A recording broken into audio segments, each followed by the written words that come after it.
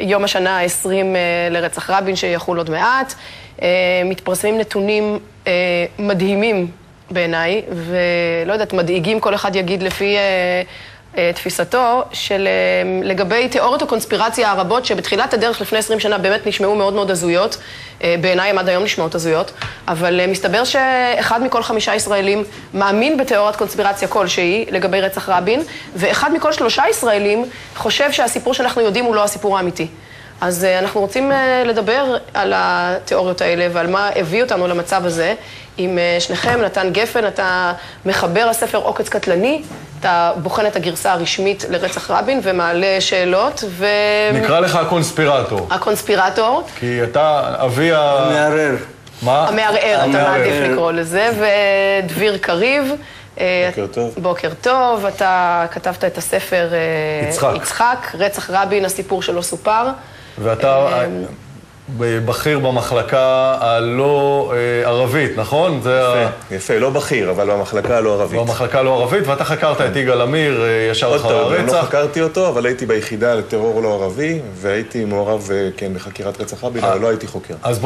אז בוא נתחיל אולי בקונספירציה, כי דיברנו על זה קצת לפני, אני לא רואה מציאות, ויש לי חברים טובים שנמצאים בשירות, אני לא רואה מציאות שבה צעירים ישראלים מכירים רצח של ראש ממשלה, או פשלה, נניח שבא ראש ממשלה נרצח, והם לא סותמים את הפה, נועלים אותו כמו איזו תיאוריית קונספירציה אמריקאית, נעלמים בנבדה או במקום אחר, והסיפור הזה אתה לא אומר, יצא החוצה. הלוואי שהייתה יכולה להיות פה קונספירציה. זה לא יכול לעבוד פה. באופי הישראלי, שבו כל אחד הוא האח של ההוא, והשכנה היא כזאת, אני לא רואה שזה יכול בכלל, נניח בצד רגע את הסימני שאלה ששמת, אני לא רואה שזה יכול לקרות. תראה, אני אתן לך איזושהי דוגמה מאוד פשוטה. לפני 10 שנים הייתה תוכנית בערוץ 2 שהופיע שם שר הבריאות לשעבר אפרים סנה. וכשהביאו לו שם כל מיני נתונים, הוא אמר איזשהו משפט. מדובר על אז כדור שכביכול, אני חושב שכן, חזר מלפנים, ואז הוא אמר שאסור שממצאים בשטח או ממצאים פליליים יסתירו או יפרחו את המצב שהיה, והייתה הסתה, והיו מעשים וכו'. בקיצור, שלא יבלבלו אותנו עם עובדות. בקיצור, שהעובדות לא יבלבלו את המוח. אז אני אומר, חבר'ה, אני לא רוצה להגיד מה היה ומי, אני לא רוצה להיכנס לתקשורת. למה תקשורת, למה מדיה טלוויזיונית, שזה הכי חזקה, לא מוציאה את העובדות שאני מצאתי, אבל אני מצאתי אותן. אז בוא תספר לנו על העובדות שמצאת. תן לנו 2 עובדות שמערערות עכשיו. יש 4 גרסאות רפואיות של רבין שהתפרסמו, 4 גרסאות שונות. כולן מפריחות את מה שהתרחש בכיכר, ליד העירייה.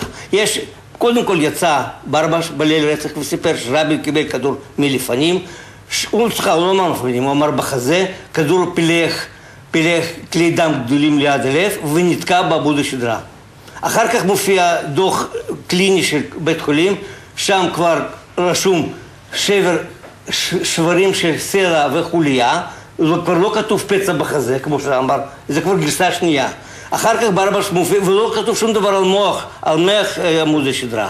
מופיע ברבש בוועדת שמגר, וכן הוא מדבר על פגיעה במוח עמוד השדרה, אבל הוא מופיע היס שכתב את הדוח שלו, שפתאום הוא כותב מפורשות, סעיף 18, אין פגיעה בעמוד השדרה. זה מאוד מעניין, כי בדרך כלל מי שכותב תוך פתולוגיה לא כותב מה שאין, הוא צריך לכתוב מה שיש, והוא כתב מפורש, אין פגיעה בעמוד השדרה. דביר קריב, אתה שומע את הטענות האלה עכשיו, לא מהיום, זה כבר רץ איתנו 20 שנה. נכון. יש לך מענה לשאלות האלה? תראו, קודם לא כל... ספציפית לדוח. השאלה היותר מעניינת, קודם כל זה אחת הרציחות שמבחינת פענוח וודאות, אחד הדברים המוחלטים אולי ביותר שיש פה רוצח, הוא מודה ברצח, הכדורים שהוא ירה מהאקדח שלו, שהוא הטעין את הכדורים בו, האקדח היה כל הזמן עליו, הוא מודה ברצח, הוא משחזר את הרצח. שמעת אותו מודה באוזניך? לא רק באוזניי, באוזני החוקרים, לי הוא אמר עוד לפני החקירה, אבל גם אחר כך לחוקרים, הוא מודה ברצח, הוא מספר את כל הרצח, הוא מספר את כל 4 הניסיונות הקודמים, הוא מתאר אותם, נוספים שהוא תפס עוד מתארים. יש לו נרטיב עקבי. כן, לגמרי. לא רק שעקבי, גם מוצלב מאחרים. זה בכלל אין שאלה. השאלה המעניינת היא למה יש תיאוריות קונספירציה, ובעיקר למה אזרחי מדינת ישראל... יש ארבע גרסאות שונות. תראה, העניין הוא מאוד מאוד פשוט. שינוי של גרסאות כאלה או אחרות, מי כמוך מכיר את זה, ראית דוחות, אני כתבתי דוחות וראיתי הרבה מאוד דוחות. זה שיש סתירות בין דוחות, זה דווקא ההיגיון. אם כולם היו כותבים את אותו דבר, זה מראה על תיאום. זה מראה על תיאום וזה מראה על קונספירציה.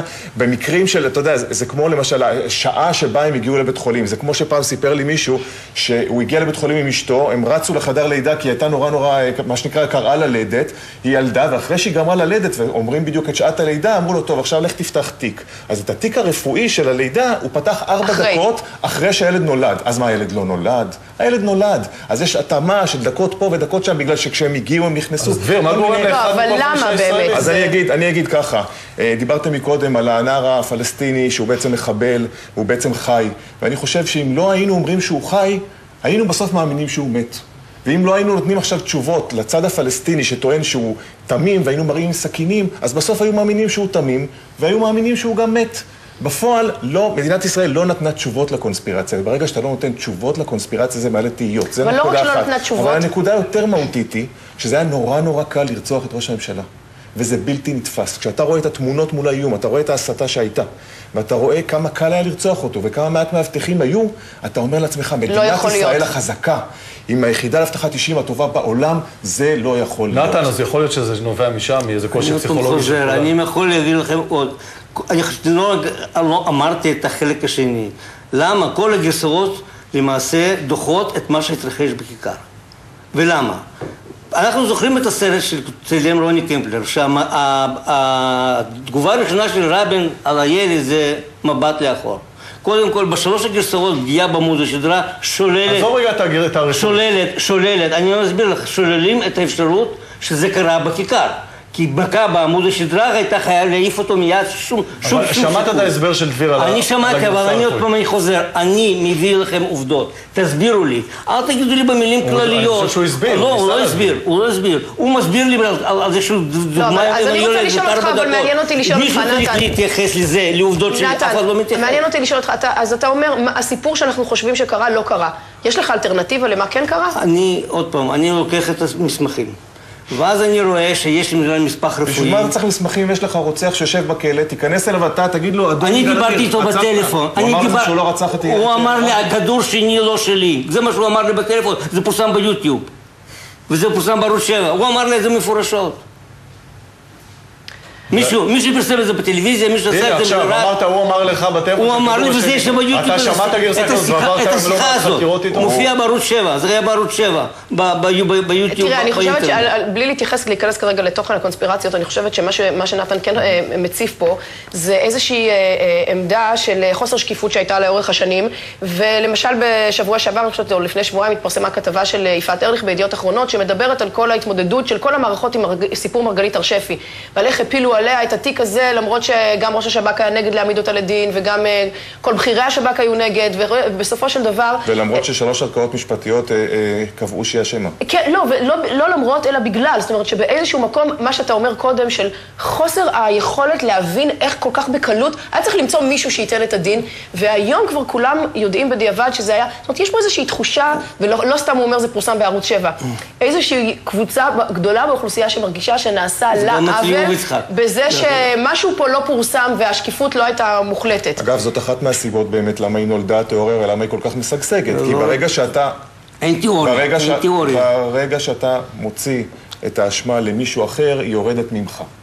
ברגע שאתה טוען שמישהו אחר עשה משהו, אז אתה מסיר מעצמך את שאלת האחריות, את שאלת האשם, את שאלת האמא, לך היה איזשהו חלק בסיפור הזה. וזה נורא קל להגיד, הוא עשה.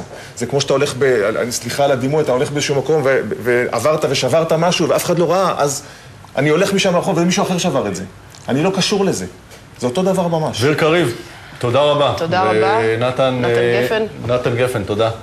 הייתה שיחה מעניינת, אני חושב שזה ויכוח שכנראה ילווה אותנו גם בעשור הבא. אני פשוט רציתי להסביר גם את מה שכתב יהודה איס, גם... טוב, מי שרוצה יכול לקרוא את זה בספר שלך. בספרך. וגם אני מסביר למה הוא הודע. אני מסביר בספר למה הוא. אז אפשר יהיה לקרוא את זה. לשליש למי שמתלבט, יש תשובות בספר שלי. אוקיי, אז שתי הגרסאות הרשמית שאנחנו מכירים ואחת אחרת. תודה רבה. יום נפלא. ואנחנו עוברים...